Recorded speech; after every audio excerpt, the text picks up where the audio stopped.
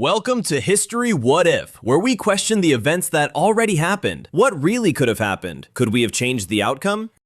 Before we begin, everything you're about to hear is based on historical research, facts, and records. The what-if scenarios are my own opinion and interpretation of events, designed to make you think, question, and explore history differently. This is not the official historical record. This is history, through a different lens. Today's question: what actually happens when one single human being controls $1 trillion? Not a country, not a bank, one guy. Let's go. June 2026, a rocket company goes public in the biggest IPO the world has ever seen, raising a reported $75 billion and valuing the company at over $1.5 trillion. And just like that, for the first time ever, the world officially has a trillionaire, a real one, with a T. Now your brain just heard $1 trillion and quietly filed it next to $1 billion and a lot of dollars. That's the problem. Your brain cannot actually picture this number. Nobody's can. It's too big. So before we get to the what if, I have to make you feel how absurd $1 trillion really is. Here's the one that breaks people. If you spent $1 every single second, no sleeping, no breaks, it would take you about 11.5 days to spend $1 million. To spend $1 billion the same way, almost 32 years. And to spend $1 trillion, $1 per second, over 31,000 years. You'd have had to start before the last ice age. Let that sink in. To spend this person's money $1 at a time, you would have to have started spending it back when humans were still drawing on cave walls. And you still wouldn't be done today. That's not wealth anymore. That's a geological era. So that's the scale we're dealing with. A number so large, it stops being money and starts being a force of nature. So today we ask, what can one person actually do with that? Let's pull the thread. First, let's ground this in reality, because the numbers genuinely matter. $1 trillion is 1,000 billion. $1 billion is 1,000 million. We say them in the same breath like they're cousins, but they are not even in the same family. $1 million is a chihuahua. $1 billion is an elephant. $1 trillion is the moon. Here's another way to feel it. 1 million seconds from now is about 11 days away. 1 billion seconds is about 31 years away. And 1 trillion seconds? That's roughly 31,700 years. Same word endings, completely different universes. To put $1 trillion in context, it's bigger than the entire yearly economic output of most countries on Earth. We're talking nations with tens of millions of people, entire governments, militaries, school systems, and one individual is now sitting on more than all of that combined. One guy versus a whole country's economy. Now, an important honesty check, because this is where people get confused. This kind of wealth isn't a giant swimming pool of cash. Nobody has $1 trillion in a checking account. It's mostly the value of things they own, company shares mostly. The number goes up and down with the stock price. It's real, but it's not a vault. But, and this is the key part, that paper wealth is still power. You can borrow against it. You can move markets with it. You can fund cities, buy companies, bankroll rockets, and sway entire industries with it. So even if it's not stacked in a basement, the influence is extremely, dangerously real. And here's the wild historical part. Adjusted for inflation, some past figures, old oil barons, ancient kings, emperors who literally owned everything, may have controlled comparable or even greater shares of the world's wealth. So the trillionaire isn't unprecedented in power, but in raw dollar terms, hitting $1 trillion, that's a brand new line in the sandbox of human history. So that's the setup. A real human being just became the first to officially cross a line that until this week only existed in thought experiments and monopoly fever dreams. Which means our what if isn't hypothetical anymore. It's a live experiment. Let's run it. So let's actually play it out. What can a single person literally buy with $1 trillion? And I want to stress, these are real, rough, back-of-the-napkin comparisons just to feel the scale. First up, you could buy some of the biggest companies on Earth outright and still have grocery money left over. You could hand every single person in a mid-sized country a fat stack of cash. You could fund the entire space program of a major nation for years. You could end certain global problems that experts say cost a fraction of this to solve, and still be richer than most of the planet. The choices alone are staggering. Or, and this is the funny dark version, you could do something staggeringly dumb with it. You could buy the world's most expensive everything every day for the rest of your life and barely make a dent. Gold-plated toilet? Sure. A private island? Why not 7? The math literally cannot keep up with normal human greed. But here's where it stops being funny and gets a little uncomfortable. Because when one person has this much, money stops being about buying things and starts being about buying influence. And that is a very different kind of power. The kind that doesn't show up on a receipt. With $1 trillion, you could fund political campaigns, buy media companies, shape what billions of people see and hear, and bankroll technologies that change how society itself works. You wouldn't just be rich, you'd be a one-person superpower, with no election, no term limit, and no off switch.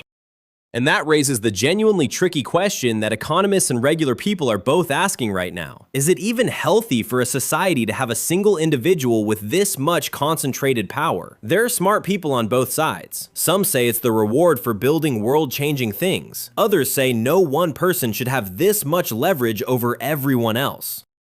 Supporters say this person took insane risks, built things nobody else could, created jobs and rockets and industries, and the wealth is just the scoreboard. Critics say, sure, but at some point, one human holding more than entire nations stops being a success story and starts being a stability problem. Both of those can be a little bit true at once.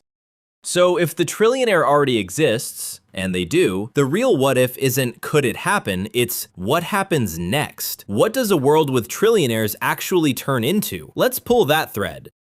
Here's our divergence. Now that the first trillionaire exists, history says the floodgates usually open. The first time anything happens is the hard part. After that, others race to catch up. So let's imagine a near future where there isn't one trillionaire, there are a handful, a little club, the 12-0 Club. Because that's how these milestones work. The first billionaire appeared about a century ago, and people thought it was obscene and impossible. Now there are thousands of them. So the trillion line we just crossed? In a few decades, it might be a lot more crowded up there than it is today. And once you have a whole club of people, each richer than most countries, the world starts to look genuinely different. Power doesn't just sit with governments anymore. It pools up in the hands of a tiny number of individuals who can outspend nations. So what does that world actually look like? Buckle up, we're going full what if. So welcome to the world of trillionaires. First big change, the line between rich person and government basically dissolves. When one individual can fund a space program, run a media empire, and bankroll an entire industry, they're not really a citizen anymore. They're more like a country that happens to be one guy in a hoodie. Second, everything they touch becomes enormous overnight. They back a company, it's instantly worth billions. They tweet about a product, it sells out. They get curious about an industry, it reorganizes around them. The economy starts orbiting a handful of people like planets around a sun. Third, and this is the fun one, regular money starts to feel like monopoly money to them. $1 million to a trillionaire is like a penny to you. Imagine finding a penny on the sidewalk. Would you stop and pick it up? That's $1 million to this person. They'd step right over it. And here's a genuinely weird side effect. When money gets this concentrated, prices for ultra rare things go insane. The most expensive art, the rarest real estate, the fanciest everything, the price tags balloon because a few buyers can pay literally anything. The top of the market detaches from reality entirely. So welcome to the trillionaire timeline. It's a world where a tiny handful of people have more spending power than most of the planet combined. Let's walk through what that actually does, the good, the bad, and the genuinely bizarre.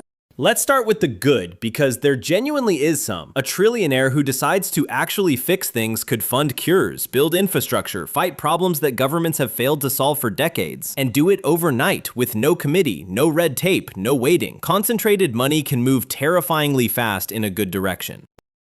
We've actually seen small versions of this. Some of the biggest charitable foundations on Earth are funded by the ultra-rich, and they've genuinely helped fight diseases and fund research at a scale governments struggle to match. So in the best timeline, a trillionaire is basically a private superhero with a checkbook. Cool, right? Hold that thought. Now the bad version. Because a superhero with a checkbook is only great if they happen to be a good guy. Nobody elected them, nobody can vote them out. If a trillionaire decides to use that power selfishly, or just makes a giant mistake, there's no real mechanism to stop them. That's a lot of trust to place in one person's vibes. And here's the structural problem critics worry about. In a democracy, power is supposed to be spread out. Lots of people, lots of votes, checks and balances. But $1 trillion is a shortcut around all of that. You don't need votes if you can just buy the outcome. Money becomes a cheat code for power. Then there's the bizarre category, the genuinely strange stuff. When wealth gets this extreme, the ultra-rich start living in a parallel reality. Different rules, different prices, different problems. They're technically on the same planet as you, but they're playing an entirely different game with an entirely different rulebook. We're talking people who think about going to space the way you think about a weekend road trip. People for whom I'll just build my own city is a reasonable Tuesday idea. When you have effectively unlimited money, your problems stop being normal people problems and become, frankly, sci-fi problems. And maybe the strangest part of all, at this level, money kind of stops being the point. Once you literally cannot spend it all in 1,000 lifetimes, it's not about buying stuff anymore. It becomes a high score, a scoreboard, a way of keeping count in a game where the only other players are a handful of other impossibly rich people. So let's talk about the domino effect, because this one's real, not hypothetical. The first trillionaire makes the second one feel normal, the second makes the third inevitable, and every time the bar moves up, the gap between the top and everyone else gets a little more cartoonish. And historically, when wealth gaps get extreme, societies tend to react, sometimes with new taxes, sometimes with new laws, sometimes with a lot of very loud public anger. The trillionaire milestone almost guarantees a fresh, very heated global conversation about how much is too much for one person to have. Governments will have to decide, do you let this keep climbing, or do you do something about it? And there's no easy answer. Tax it too hard and the innovators might leave. Don't tax it at all and the gap keeps ballooning. It's a genuinely difficult problem, and the first trillionaire just put it on the front page. Here's a thought that genuinely messes with me. The first billionaire, about 100 years ago, was seen as almost unimaginably rich, a symbol of a new gilded age. Today we have thousands of them and barely blink. So picture this, 100 years from now, will people watch this very video and laugh that we were amazed by a mere trillion? Now imagine our trillionaire showing up to the history books to claim the title of richest human ever. And the clerk goes, sure, for now, check back in 50 years. Even being the first trillionaire might end up being a quaint little footnote once the numbers keep climbing. Nothing stays impressive forever. So in the long run, even the first ever trillionaire might just become trivia. A fun fact, the answer to a pub quiz question in the year 2090, who was the first trillionaire? Blank stares, a shrug. Some things that feel earth-shattering today are tomorrow's footnotes, money included. And that's the real brain bender. The numbers that define power keep inflating. Million, billion, trillion, and each one felt impossible right up until it wasn't. History isn't a fixed scoreboard. It's a number that keeps adding zeros, held together by...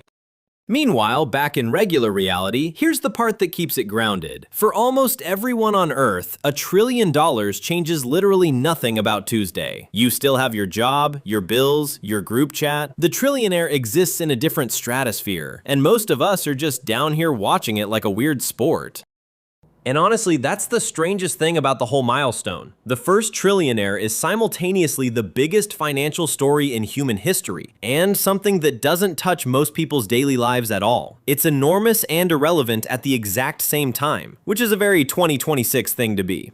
So let's bring it home. This week, for the first time ever, a single human being crossed the $1 trillion line. A number so big you'd have to spend $1 every second since the Ice Age to burn through it. And the wildest part isn't that it happened, it's that history says it's only the beginning.